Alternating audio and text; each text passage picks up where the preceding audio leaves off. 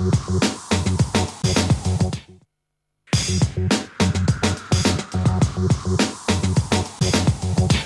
suis heureux de recevoir un visage qui vous est familier, hein, qui ne vous est pas inconnu. Il s'agit de celui de Vanda Nico, plus connu sous le nom de Vanda. Bonsoir Vanda. Bonsoir Agustino. Vous allez bien? Merci infiniment. Mon Dieu, vous êtes aussi radieuse que vous l'êtes à l'antenne. Ça fait drôle de vous voir comme ça, de vous interviewer face à face.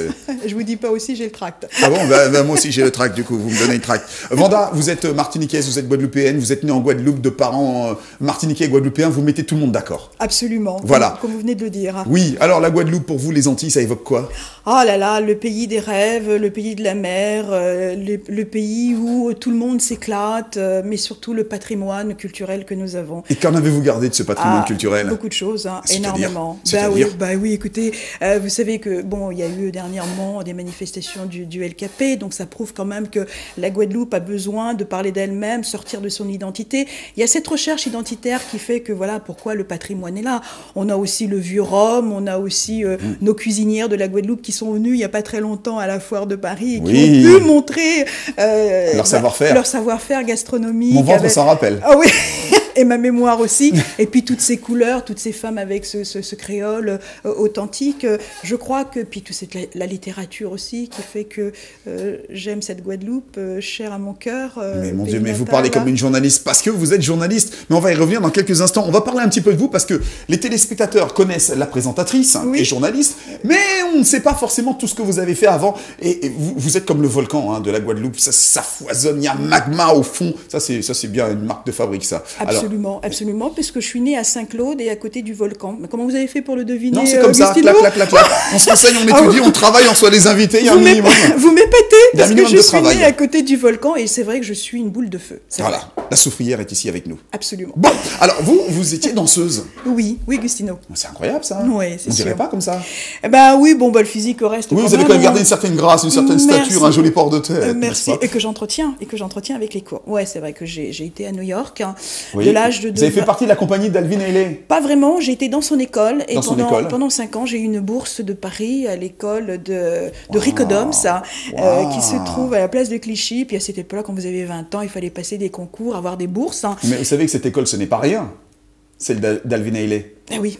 Ah oui, ouais. Il y en a qui mourraient pour y entrer. Absolument. Et vous y êtes entré? Avec difficulté quand même, parce que c'était pas facile. Moi, j'ai pas une technique de danseuse. Voilà, j'ai commencé très tard la danse. Vous voyez, quand vous faites une audition, il y a des filles qui arrivent avec un port de tête du classique, une jambe qui monte à combien de degrés. Vous arrivez, vous dites, mon Dieu, j'étais quand même un peu timide. Et puis je me suis dit, comme je voulais vraiment aller à Alvin Ailey, j'ai mis tous les moyens. On essayait de pas trop manger, de faire un 36, un 38, parce que quand vous êtes danseuse, il faut garder une certaine ligne pour être en concurrence avec les autres. Et à force de travail, finalement, Agustino, vous voyez, j'ai pu arriver chez Alvin Ailey, mais ce n'a pas été facile. Le travail paye. J'ai dû me battre. Alors, vous étiez danseuse, vous avez travaillé donc dans cette compagnie. On va continuer, on va rester sur la danseuse parce que je ne sais plus par quel côté attaquer avec vous. Est-ce qu'on attaque de façon thématique? Est-ce qu'on attaque de façon chronologique? Je ne sais plus. Alors, on va rester sur la danseuse. Vous avez fait beaucoup de revues? Oui, j'ai fait des revues. Quand j'étais à New York, je suis restée pendant 4 ans chez Alvin Ailey, donc j'ai appris toute la technique. Et puis, la méthode américaine, c'est de faire tout. Donc c'est pour ça, aujourd'hui, je fais tout. Oui. Donc il faut être polyvalent chez les anglo-saxons. Tout à fait. Donc il faut faire de la danse moderne, de la danse classique, de la danse africaine, il faut faire des claquettes, il faut faire de l'acrobatie, il faut faire du mime, même savoir jouer. Donc c'est une école qui forge l'être humain. Et lorsque vous sortez de ce type d'école, vous êtes obligé de savoir faire tout. C'est pour ça qu'on n'arrive pas à vous classer, en fait. On n'arrive pas à vous attraper. Vous êtes partout en même temps. Exactement. Donc, vous avez fait des revues, mais alors ce qu'on ne sait peut-être pas forcément, c'est que vous avez même fait des revues, vous étiez nu. Oui, effectivement. Comme au milliardaire. Absolument, voilà. Ouais. Mais bon, le nu sans être nu, Agustino. Oui, ça reste très classe. Ça reste classe. Bon, quand on dit milliardaire, c'est quand même milliardaire. Et puis, c'était quand même un public quand même très aisé. Très fortuné. Bon, très fortuné. Donc, ça rejoint un petit peu le Crazy Horse, Agustino. Donc, avec des paillettes sur le corps, il faut être très cambré, il faut avoir un buste par rapport à la hanche, par rapport au pubis. Vous savez, il faut mesurer tout ça. Ah oui, ça va jusque-là. C'est comme le Crazy Horse. Je veux dire, les filles, vous les voyez, donc la cambrure est importante, pareil pour le milliardaire. Et lorsqu'on prend la mesuration, il faut prendre à partir du haut et descendre un petit peu au pubis. Mais il y a aussi, il faut mesurer. Donc tout ça, ça rentre en ligne de compte. Et puis le poids et les formes. Oui, j'ai fait pendant 1 an au milliardaire. C'était une très... Vous avez rencontré des milliardaires? Ils vous attendaient à la sortie dans les loges avec des fleurs et tout? On n'avait pas le droit. On n'avait pas le droit, c'est interdit. Oui, c'est très très réservée. Mais bon, ça sortait un petit peu du musical, ça sortait un petit peu des paillettes, des plumes, du franche cancan. Oui. Parce que comme j'ai fait beaucoup de revues de Broadway, les revues nègres, à l'époque, il y avait un chorégraphe qui est mort et que j'ai un grand souvenir avec lui, c'était Victor Upshaw. D'accord. C'est lui qui, après Alvin Ailey, après mes 5 ans chez Alvin Ailey, donc c'est Victor Upshaw, une audition, et on a fait la revue nègre avec Joséphine Baker, des bananes. Ça a été mon rêve de faire Joséphine, mais voilà, j'ai pas pu faire Joséphine Baker en revue. Mais bon, j'ai fait d'autres personnages aussi comiques. Et puis comme je chante, à New York, on nous avait appris à chanter, donc je faisais du playback sur Aretha Franklin, les Supremes, voilà. Ouais. Stop! Ouais, The Supremes avec Jen... my heart. Ok, voilà. Bravo, très bien. Alors, quand est-ce que ça s'est arrêté, cette profession de danseuse? Bah, disons que c'est pas vraiment arrêté, parce que je veux dire, bon, aujourd'hui, hein, quand on est à la quarantaine, mais j'entretiens la danse, mais je rêve plus d'être au musical, mais bon, je vais quand même à mes cours de danse, assidus. Mais vous n'arrêtez pas. Mais je peux pas arrêter la danse, parce que je suis née danseuse. Vous êtes une pile électrique. Bah oui, oui, absolument. Bah, le volcan, hein, commence à réveiller. La soufrière, quand j'ai dit qu'on recevait la soufrière aujourd'hui, croyez-moi, maintenant vous croyez. Oui. Donc non, vous n'avez jamais vraiment arrêté la danse? Non, je peux pas arrêter, parce que ça fait partie de ma vie. Puis si je ne danse pas, je veux dire, il y a quelque chose chez moi qui manque. Moi, je suis pas bien. Un appel au cerveau. Je suis malheureuse, quoi. Vous avez donc vécu aux États-Unis? Oui, pendant 4 ans. Alors, une Antillaise qui se retrouve aux États-Unis, ça se passe comment? Vous étiez perdue, vous avez d'autres repères ou... Bah, disons, j'étais pas perdue, parce que bon, j'étais un peu déjantée, un peu décalée, un peu speed, un peu shootée, comme on dit là-bas. On vit avec les Américains, faut pas du tout se prendre la tête, faut pas être sérieux, hein, parce que les mecs... Ils n'aiment pas ça. Ils aiment pas du tout. Il faut rester simple, humble, mais en ayant des qualités intérieures propres à soi, de son propre être. Mais il faut être branché, voilà, on avait les Rothman, le short, allez, on y va. Non, la petite cigarette tranquille. Les enfants, retirez les enfants des postes, s'il vous plaît. Non, mais c'est vraiment les Américains. Puis ce que j'aime chez les Américains, c'est qu'ils savent reconnaître votre valeur. Agustino, demain, vous allez présenter une émission à New York, puisque vous êtes un excellent présentateur, permettez-moi de vous le dire. Agustino, vous allez aux États-Unis, on fera de vous le meilleur présentateur, parce qu'ils vont sortir ce que vous avez à votre intérieur pour vous donner tout votre savoir-faire devant le public. Voilà, c'est ça, les Américains. Ils vous fouinent. Ils font sortir... Alors, ils ont fait sortir en moi la danseuse que j'étais, et je remercie beaucoup. Et ben, nous, on les remercie aussi, parce que toute cette polyvalence que vous avez ici sur ACI TV, c'est aussi quelque part à eux qu'on le doit. Mais absolument. Alors, absolument. Il y a d'autres professions que vous avez. Donc, on a parlé du côté danseuse. Voilà. Oui, que je continue toujours. Que vous continuez. Absolument. Vous avez fait également de la photo. Vous faites de la photo. Oui. Absolument. Alors, qu'est-ce qui se passe encore? Dites danseuse, photographe. Je suis photographe.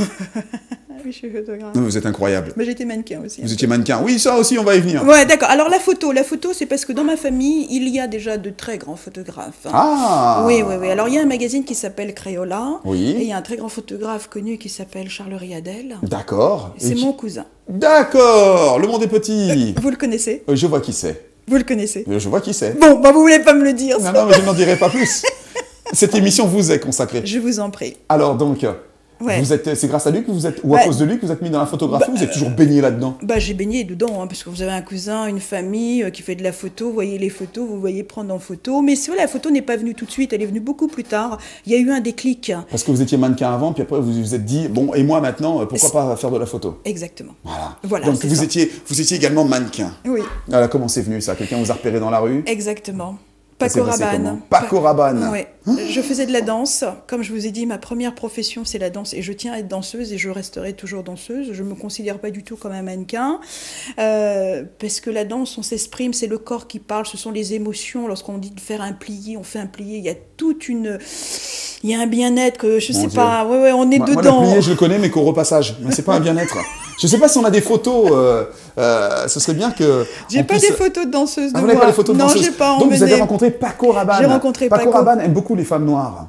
Oui, c'était le premier. Il sait les mettre en valeur. Absolument. Oui, c'était le premier d'ailleurs à les faire défiler. Absolument. Alors il est comment, Paco Rabanne? Enfin, il était comment? Écoutez, cet homme je dirais, c'est Nostradamus, Paco Rabanne. Ah oui, ça c'est sûr. Ouais, il a pu découvrir en moi. Il m'a dit, vous êtes mannequin, vous avez une personnalité. Il faut absolument que vous faisiez de la mode. Alors moi, au début, je lui ai dit, attendez, moi je suis danseuse. danseuse, j'y croyais pas du tout. Ouais. Et puis, de fil en aiguille, je suis allée le voir, je passais un casting, et puis j'ai défilé pour Paco, puis ma carrière de mannequin a commencé, mais elle a commencé très tard, puisque je suis danseuse à la base. Danseuse oui. Voilà, donc j'ai commencé vers 22, 23 ans, alors les carrières de mannequin, c'est à l'âge de 13 ans, 13 ans, oui. même 12 ans. Oui, oui, puis même petit, déjà en pause, à 6 mois, 8 mois. Ouais, ça commence à être dangereux, là, quand ouais, même. c'est dangereux, ouais, je oui. sais. Alors donc, vous étiez mannequin pour Paco Rabanne, barbu mais barbant? Non, j'adore. J'aime beaucoup. J'aime cet homme, il est énigmatique. C'est un prédicateur, je trouve. Oui. Un gourou? Pas un gourou, il faut retirer ce mot. Il a prédit entre guillemets, qu'il allait avoir des catastrophes, mais il ne s'est pas trompé, la preuve, puisque vous les voyez arriver au fur et à mesure, ces fameuses catastrophes. Bon, il y a la crise, il y a l'euro. Bon, Vanda, n'en jetez pas, nous avons compris. Bon, d'accord, ok. Vous aimez Paco Rabanne? J'adore Paco Rabanne parce qu'il a découvert en moi le mannequin. Et puis après, je suis allée en Italie, j'ai fait du prêt-à-porter. Les Antilles, j'ai défilé avec un Antillais pour la marque Gilbert Basson. Et à l'époque, j'étais très extravagante quand je défilais. Moi, je suis un peu Lady Gaga à l'époque. Elle a devancé. Vous voyez, c'est les gens qui sont elle a fait que vous copier. Voilà. Vous étiez là avant. J'étais là. Elle était là avant Lady Gaga, les jeunes là, qui suivaient cette émission. J'étais là. Voilà, j'étais très très excentrique quand je défilais. Il fallait que j'arrive, c'était la déesse qui arrivait, quoi. Les petits clans, des machins comme ça. Oui. Vous étiez capricieuse? Non, pas du tout, mais j'étais très comique. Voilà, Lady Gaga, la Grace Jones aussi, parce que voilà, c'est quelqu'un qui Grace Jones, oui. Voilà, c'est une image que j'ai voulu aussi cultiver, parce que vous savez, quand vous êtes mannequin, vous essayez de vous chercher, recherche d'identité, un petit peu. Mais Grace Jones est arrivée à cette époque. Début des années 80, voilà. C'était l'icône de Jean-Paul Goud. Voilà, donc alors toutes les blacks américaines, françaises, antillaises. Une peau carrée, une peau très sombre, très mince, très longiligne, très grande, et puis une force de caractère. Absolument. Et une chanteuse aussi, elle aussi, chanteuse, accordéoniste. Tout à fait. Surprenante comme femme. Oui, voilà, Grace Jones. Alors tout le monde a voulu être Grace Jones, moi-même aussi, donc j'ai coupé les cheveux, j'ai fait la coupe. Ah oui j'ai fait tout pour ressembler à Grace Jones, et puis de Grace Jones à Lady Gaga, enfin voilà quoi. Mais le côté très... Voilà, la personnalité, voilà comment j'étais. Personnalité forte, esprit rock and roll. Voilà, tout à fait. J'étais chien, il y avait de la gueule. Et puis voilà. Donc, chez la dame de la soufrière, c'est terrible. Voilà, puis aujourd'hui, vous voyez les mannequins, mais elles essayent de défiler comme ça, elles arrivent, elles dansent, elles bougent, elles Oui, mais en fait, ça manque de saveur quand même. Un petit peu, vous trouvez? Oui, de personnalité. On a l'impression que parfois elles sont décharnées. Ah oui. Enfin bon, bref, c'est une autre époque, Absolument. On va dire ça comme ça. Vous avez fait les ballets africains? Oui. Très bien, oui, dans la danse. Oui. Après, il faut aller chercher ses racines. Quand on a fait du jazz, du classique, du moderne, du contemporain, il y a un moment donné, on se pose la question, on se dit, mais il nous manque quelque chose à l'intérieur, nos racines, et puis... Ça vous est venu en voyageant, cette interrogation? Disons qu'à New York... c'est toujours demandé